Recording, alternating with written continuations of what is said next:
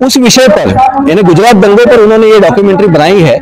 जब भारत का supreme court दो बार हमारे आदरणीय प्रधानमंत्री जी को क्लीन चिट दे चुका है, तो बीबीसी कौन होता है इस प्रकार से एक डॉक्यूमेंट्री बनाने वाला। और भारत के अंदर ये डॉक्यूमेंट्री बनाकर एक प्रकार से भारत के अंदर दो गुटों में तनाव निर्माण करने का प्रयास किया जा रहा है। कि बीबीसी ने इसके पूर्व भी भारत का जो नक्शा यहाँ पे प्रसारित किया है उसमें भी उसने कश्मीर और लद्दाख को भारत का भाग नहीं दिखाया।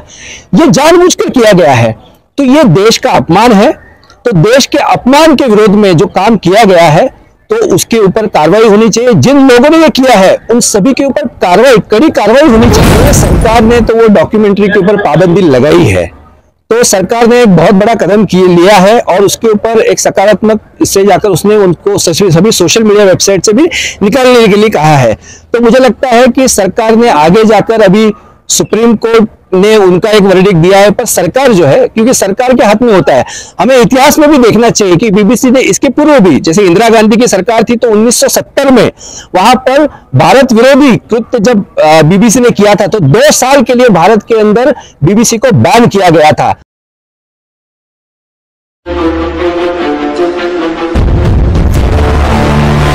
CCN न्यूज़ 24 के सभी दर्शकों को मेरा नमस्कार।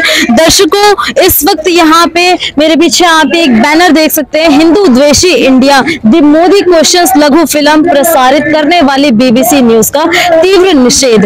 एक इंटरनेशनल मीडिया है बीबीसी, जिसका हर जगह परचम है और इंटरनेशनल मीडिया ने ठेका ले रखा है कि इंडिया का हमेशा दुष्प्रचार करना है, चाहे वो धारा 370 के वक्त कश्मीर के हालात दिखाने के हो, चाहे CAA NRC के वक्त इंडिया को गलत तरीके से इंटरनेशनल रूप में रिप्रेजेंट करना हो। हाल फिलहाल में बीबीसी के द्वारा एक डॉक्यूमेंट्री बनाई गई है द क्वेश्चन नाम की, जो यहाँ पे लिखा हुआ है द मोदी क्वेश्चन, और ये हमारे भारत के माननीय प्रधानमंत्री के ऊपर बनाई गई है डॉक्यूमेंट्री, और इसका हमारे भारत में भारत सरकार के द्वारा बैन भी लगा दिया गया है। आइए इन लोगों से जानते हैं कि इस बैन को क्यों लगाया गया है और ये बीबीसी का क्यों इतना कड़ा रोष जागृत कर रहे हैं यहाँ पे। आपका नाम क्या है? जी नमस्कार, मेरा नाम नरेंद्र सुर्वे है, मैं हिंदू जन जागृति समिति का प्रवक्ता हूँ। आज यहाँ पर जंतर मंतर पर हिंदू जन जागृति समिति और विविध हिंदुत्ववादी संगठन संप्रदाय, हम सभी यहाँ पर आज इस जंतर मंतर पर यहाँ पर ये आंदोलन कर रहे हैं। इसका विषय है कि बीबीसी ने जिस प्रकार से भारत के प्रधानमंत्री मोदी जी का अपमान किया है एक डॉक्यूमेंट्री फिल्म के माध्यम से, इस डॉक्यूमेंट्री के माध्यम से उन्होंने एक समुदाय के ऊपर किस प्रकार से भारत के अंदर अत्याचार किए जा रहे हैं इस प्रकार से बताने का प्रयास किया है। और मैं यहाँ पर बता देना चाहूंगा कि उस विषय पर यानी गुजरात दंगों पर उन्होंने ये डॉक्यूमेंट्री बनाई है। जब भारत का सुप्रीम कोर्ट दो बार हमारे आदरणीय प्रधानमंत्री जी को क्लीन चिट दे चुका है, तो बीबीसी कौन होता है इस प्रकार से एक डॉक्यूमेंट्री बनाने वाला। और भारत के अंदर ये डॉक्यूमेंट्री बनाकर एक प्रकार से भारत के अंदर दो गुटों में तनाव निर्माण करने का प्रयास किया जा रहा है। और ये बीबीसी का पहली बार है क्या? तो ये पहली बार नहीं है। इसके पूर्व भी बीबीसी का अगर हम इतिहास उठा के देख ले तो निरंतर बीबीसी जो है भारत द्वेष और हिंदू द्वेष से ग्रसित है। इसका मैं उदाहरण आपको यहाँ पर बताना चाहूंगा कि आप जैसे यहाँ पर ये देख रहे हैं कि बीबीसी ने इसके पूर्व भी भारत का जो नक्शा यहाँ पे प्रसारित किया है उसमें भी उसने कश्मीर और लद्दाख को भारत का भाग नहीं दिखाया। ये जानबूझकर किया गया है, तो ये देश का अपमान है। तो देश के अपमान के विरोध में जो काम किया गया है तो उसके ऊपर कार्रवाई होनी चाहिए। जिन लोगों ने ये किया है उन सभी के ऊपर कड़ी कार्रवाई होनी चाहिए। इस प्रकार की मांग को लेकर हम ये यहाँ पर आंदोलन कर रहे हैं। और इसके पूर्व भी जैसे हमारे हिंदुओं के त्योहार आते हैं तो त्योहारों के ऊपर भी बीबीसी ने गलत पद्धति से, यानी दिवाली आती है तो हिंदू महिलाओं को घर साफ करने के लिए तकलीफ होती है, इस प्रकार से दुष्प्रचार कर रहे हैं। होली में हमारी महिलाओं को तकलीफ होती है, इस प्रकार से दुष्प्रचार कर रहे हैं। तो बीबीसी कौन होता है हिंदू त्योहारों के बारे में इस प्रकार से बताने वाला? एक ब्रिटिश, आप यहाँ से चले गए, अब हम आज जो देश है ये 75 साल हो गए, हमें अभी स्वतंत्रता मिली है, भारत देश आगे बढ़ रहा है, 5वीं बड़ी आर्थिक महासत्ता हो रहा है। तो क्या भारत को अस्थिर करने के लिए बीबीसी ये प्रयास कर रहा है क्या? तो इसलिए भारत सरकार ने आगे आकर बीबीसी के जो भी कर्मचारी हैं जिन्होंने ये कृत्य किया है उन सभी के ऊपर कड़ी कार्रवाई करनी चाहिए। इस मांग को लेकर आज यहाँ पर ये आंदोलन कर रहे हैं। अभी भारत के सर्वोच्च न्यायालय जो है वहां पर हिंदू सेना के द्वारा पिटीशन डाली गई थी कि इस जो ये सीरीज बनाई गई है, जो डॉक्यूमेंट्री बनाई है, इसको ऑल ओवर द इंडिया पूर्णतः इसका बहिष्कार करना चाहिए, बैन करना चाहिए। लेकिन सुप्रीम कोर्ट ने 2 दिन पहले वो पिटीशन को खारिज कर दिया गया है।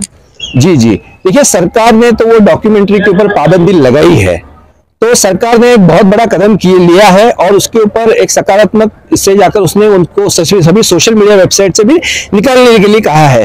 तो मुझे लगता है कि सरकार ने आगे जाकर अभी सुप्रीम कोर्ट ने उनका एक वर्डिक्ट दिया है, पर सरकार जो है, क्योंकि सरकार के हाथ में होता है, हमें इतिहास में भी देखना चाहिए कि बीबीसी ने इसके पूर्व भी, जैसे इंदिरा गांधी की सरकार थी तो 1970 में वहां पर भारत विरोधी कृत्य जब बीबीसी ने किया था तो 2 साल के लिए भारत के अंदर बीबीसी को बैन किया गया था। तो जो ये गलत काम कर रहे हैं उनके ऊपर कार्रवाई होनी चाहिए और इस प्रकार से ये जो लोग भी कर रहे हैं और ये जो भी भारत विरोधी एजेंडा एक जो इकोसिस्टम भारत के अंदर बन रहा है, जो भारत के अंदर रहकर भारत विरोधी कार्रवाई कर रहा है, उन सभी के ऊपर कार्रवाई सुप्रीम कोर्ट ने भी इसमें बैन जो था वो हटाने की मांग कर रहा है, पिटीशन जो थी वो खारिज की है। तो क्या सुप्रीम कोर्ट भी भारत विरोधी एजेंडे पे है? नहीं, सुप्रीम कोर्ट ने उस प्रकार से मांग नहीं की है। जो सुप्रीम कोर्ट में जो पिटीशन डिसमिस हुई है वो ये डिसमिस नहीं हुई है कि डॉक्यूमेंट्री को बैन करें। डिसमिस पिटीशन वो हुई है जिसमें बीबीसी को बैन करने की मांग की गई है। इतना ही बताना। ओके। अभी जेएनयू जवाहरलाल नेहरू यूनिवर्सिटी हमारी इंडिया की टॉपेस्ट यूनिवर्सिटीज में से है। 2 हफ्ते पहले वहां पर इस डॉक्यूमेंट्री को बच्चों ने खूब देखा है, बैन होने के बावजूद। देखिए, हमें यही समझ में आता है कि जब जब एक भारत विरोधी कृत्य बाहर आता है तो कुछ लोग जेएनयू से बाहर आते हैं, कुछ लोग और भी, और जो 4-5 यूनिवर्सिटीज है भारत के अंदर की, वो वहां से भारत आ रहे बाहर आकर वो आंदोलन करते हैं। मुझे लगता है कि यूनिवर्सिटी जो पढ़ाई के लिए होनी चाहिए वो एक प्रकार से एक राजनीति का अड्डा हो गई है। तो इसके लिए भी सरकार ने गंभीरता से लेना चाहिए। इसके पूर्व भी भारत तेरे टुकड़े होंगे, इस प्रकार के भी नारे वहां से निकले थे। तो मुझे लगता है कि इसके ऊपर भी जिन लोगों ने वो कृत्य किया है उनके ऊपर भी वहां पर कार्रवाई होनी चाहिए। ठीक है। लास्ट में मैं भी यही बोलना चाहूंगी कि जो ये बीबीसी है, ब्रिटिश ब्रॉडकास्ट कॉरपोरेशन, इसको इंडिया के अंदर अंदरूनी मामलों में कभी भी दखल अंदाजी नहीं करनी चाहिए और इंडिया को इंटरनेशनल रूप से इतना गलत रिप्रेजेंट कभी भी नहीं करना चाहिए जो आज से पहले भी कर रहे हैं। सीएए के वक्त 370 जब धारा हटाई गई थी उस वक्त भी इतना अपमान किया गया और अब ये अपमान इंडिया नहीं झेलेगा। धन्यवाद।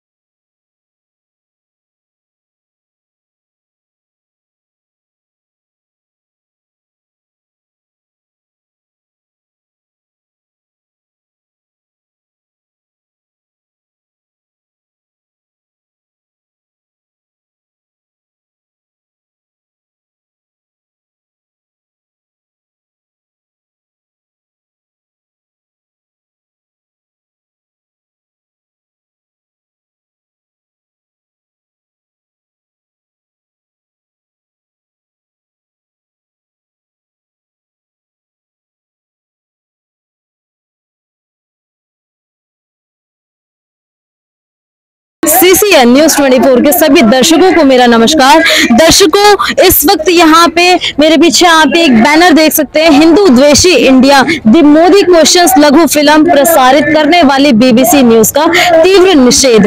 एक इंटरनेशनल मीडिया है BBC, जिसका हर जगह परचम है और इंटरनेशनल मीडिया ने ठेका ले रखा है कि इंडिया का हमेशा दुष्प्रचार करना है, चाहे वो धारा 370 के वक्त कश्मीर के हालात दिखाने के हो, चाहे CAA NRC के वक्त इंडिया को गलत तरीके से इंटरनेशनल रूप में रिप्रेजेंट करना हो।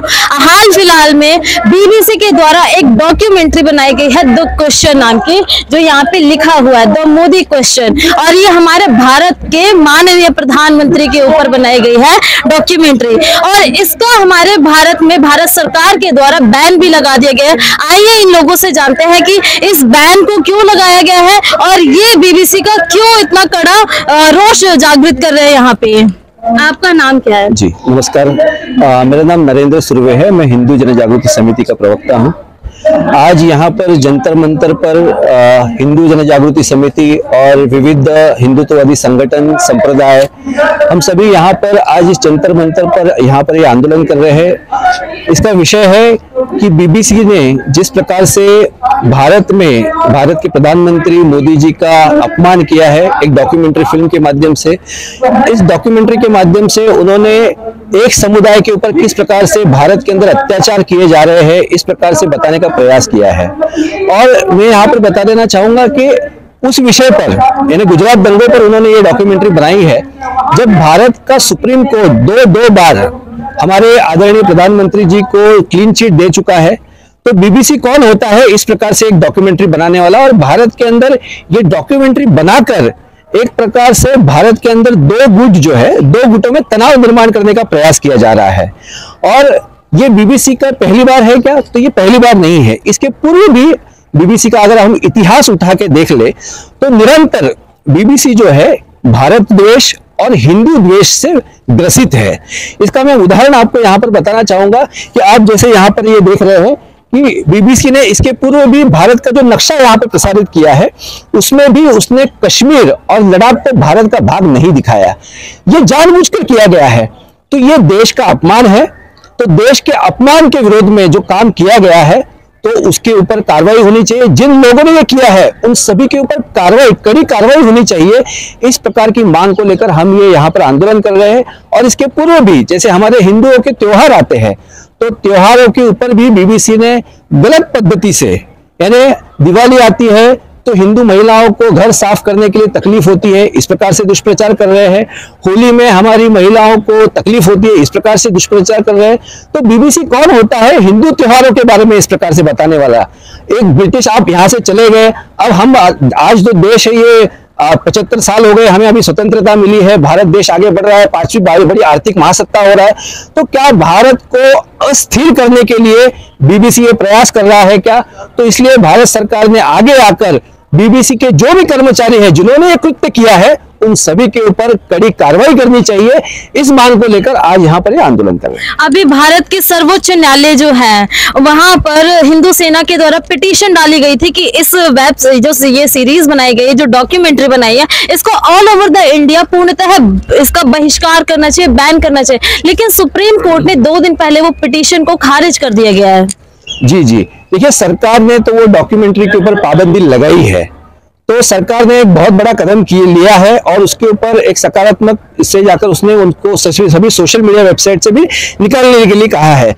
तो मुझे लगता है कि सरकार ने आगे जाकर, अभी सुप्रीम कोर्ट ने उनका एक वर्डिक्ट दिया है, पर सरकार जो है, क्योंकि सरकार के हाथ में होता है, हमें इतिहास में भी देखना चाहिए कि BBC ने इसके पूर्व भी, जैसे इंदिरा गांधी की सरकार थी तो 1970 में वहां पर भारत विरोधी कृत्य जब BBC ने किया था तो 2 साल के लिए भारत के अंदर BBC को बैन किया गया था। तो जो ये गलत काम कर रहे हैं उनके ऊपर कार्रवाई होनी चाहिए। और इस प्रकार से ये जो लोग भी कर रहे हैं और ये जो भी भारत विरोधी एजेंडा, एक जो इकोसिस्टम भारत के अंदर बन रहा है, जो भारत के अंदर रहकर भारत विरोधी कार्रवाई कर रहा है, उन सभी के ऊपर कार्रवाई। सुप्रीम कोर्ट ने भी इस पे बैन जो था वो हटाने की मांग कर पिटीशन जो थी वो खारिज की है। तो क्या सुप्रीम कोर्ट भी भारत विरोधी एजेंडे पे है? नहीं, सुप्रीम कोर्ट ने उस प्रकार से मांग नहीं की है। जो सुप्रीम कोर्ट में जो पिटीशन डिसमिस हुई है वो ये डिसमिस नहीं हुई है कि डॉक्यूमेंट्री को बैन करें। डिसमिस पिटीशन वो हुई है जिसमें बीबीसी को बैन करने की मांग की गई है। इतना ही बताना था। ओके। अभी जेएनयू जवाहरलाल नेहरू यूनिवर्सिटी हमारी इंडिया की टॉपेस्ट यूनिवर्सिटीज में से है। 2 हफ्ते पहले वहां पर इस डॉक्यूमेंट्री को बच्चों ने खूब देखा है, बैन होने के बावजूद।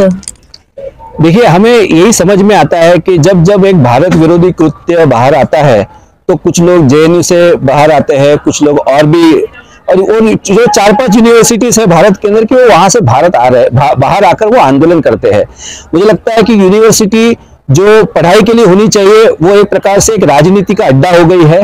तो इसके लिए भी सरकार ने गंभीरता से लेना चाहिए। इसके पूर्व भी भारत तेरे टुकड़े होंगे, इस प्रकार के भी नारे वहां से निकले थे।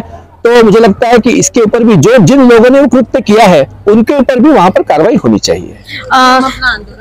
ठीक है। लास्ट में मैं भी यही बोलना चाहूंगी कि जो ये बीबीसी है, ब्रिटिश ब्रॉडकास्ट कॉरपोरेशन, इसको इंडिया के अंदर अंदरूनी मामलों में कभी भी दखल अंदाजी नहीं करनी चाहिए और इंडिया को इंटरनेशनल रूप से इतना गलत रिप्रेजेंट कभी भी नहीं करना चाहिए जो आज से पहले भी कर रहा है। सीएए के वक्त 370 जब धारा हटाई गई थी उस वक्त भी इतना अपमान किया गया और अब मान इंडिया नहीं झेलेगा। धन्यवाद।